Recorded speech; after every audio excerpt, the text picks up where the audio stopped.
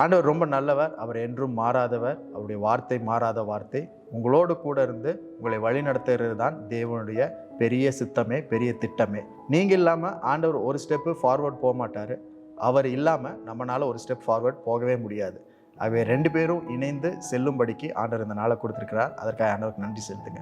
உபாகமம் 31 அதிகாரம் 6வது வசனத்தில் இப்படி சொல்லப்பட்டிருக்கு, நீங்கள் பலம் கொண்டு திடமனதாய் இருங்கள், அவர்களுக்கு பயப்படவும் திகைக்கவும் வேண்டாம். உன் தேவனாகிய கர்த்தர் தாமே உன்னோடே கூட வருகிறார், அவர் உன்னை விட்டு விலகுவதும் இல்லை, உன்னை கைவிடுவதும் இல்லை என்று சொன்னான்.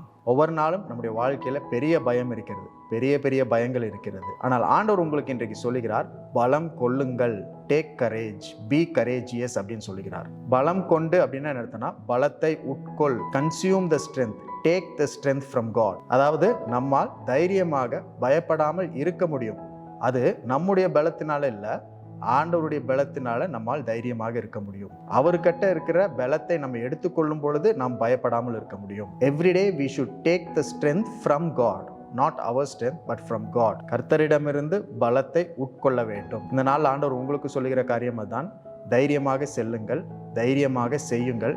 நீங்கள் அவர்களை குறித்து பயப்பட வேண்டாம், திகைக்கவும் வேண்டாம். ஆண்டவர் சொல்லுகிறார், நீங்கள் எந்த காரியத்தை குறித்து, யாரை குறித்து பயப்படுறீங்களோ பயப்பட வேணாம்னு சொல்லுகிறார். அவரிடத்தில் இருக்கிற பலனை நீங்கள் எடுத்துக்கொள்ளுங்கள், அதை சாப்பிடுங்க அப்படின்னு சொல்லி ஆண்டவர் நம்முடைய வார்த்தையை உங்களுக்கு அனுப்புகிறார். இன்னொரு நம்பிக்கை தரும் வார்த்தை என்னன்னா, கர்த்தர் தாமே உன்னுடன் கூட வருகிறார்.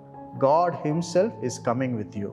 கர்த்தர் ஏதாவது உதவி அனுப்புகிறது கிடையாது, தேவ தூதர்களை அனுப்புகிறது கிடையாது, வேற ஏதாவது ஒரு நபரை அனுப்புகிறது கிடையாது. அவைகளெல்லாம் அவ்வப்போது நம்முடைய வாழ்க்கையில நம்ம பார்த்தாலுமே தொடர்ந்து ஒவ்வொரு நாளும் ஆண்டவர் என்ன சொல்றாருன்னா, கர்த்தர் தாமே உங்களோடு கூட வருகிறார்.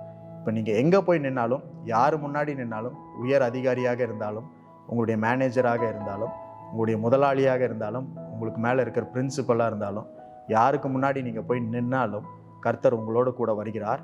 யாரை குறித்தும் நீங்கள் பயப்பட வேண்டாம். பலன் கொள்ளுங்கள், தேவனிடத்தில் இருக்கிற பலனை உட்கொள்ளுங்கள். அந்த பலத்தினால் எல்லாவற்றையும் உங்களால் மேற்கொள்ள முடியும். தேவனின் துணை உங்களுக்கு உண்டு.